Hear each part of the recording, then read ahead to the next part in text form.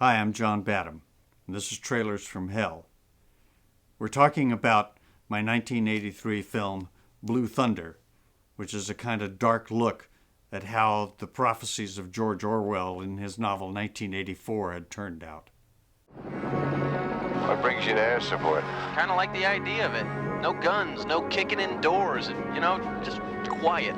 So it all began when Dan O'Bannon, the writer of Alien, was increasingly harassed by the nightly intrusion of helicopters noisily swooping over his Los Angeles house, shining bright lights everywhere, and so he thought, peeping into his windows. Dan started to envision a super helicopter that could do not only all of these things, but much more. Dan started to envision a super helicopter that could not only do all of these things, but much more. Pick up conversations from inside houses, fly silently in whisper mode, be invisible to radar, as well as being a flying fortress of rockets and machine guns that fired wherever the pilot was looking. He called it Blue Thunder.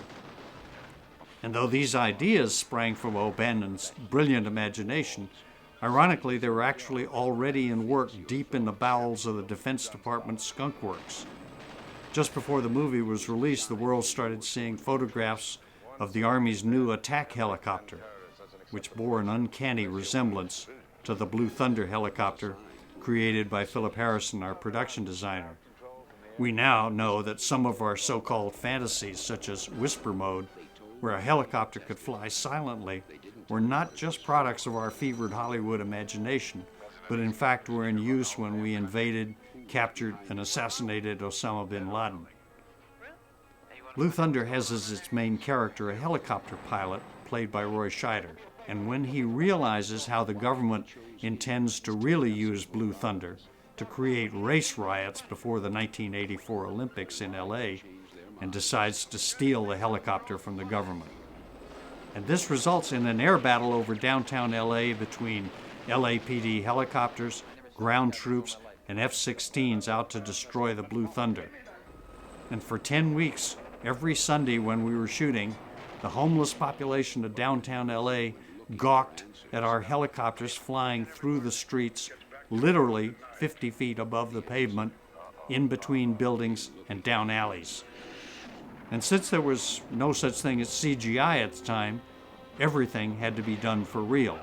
Nowadays, nobody would ever allow such crazy stunt work in a populated area. And nowadays, Blue Thunder's capabilities are Zippo by comparison to what the combined forces of the NSA, the CIA, Facebook, LinkedIn, and the Internet have done not only to invade our privacy, but magically convince us that privacy is an old-fashioned idea that we don't need. I guess George Orwell was right. Big Brother 100, people 0. 2 + 2 does equal 5.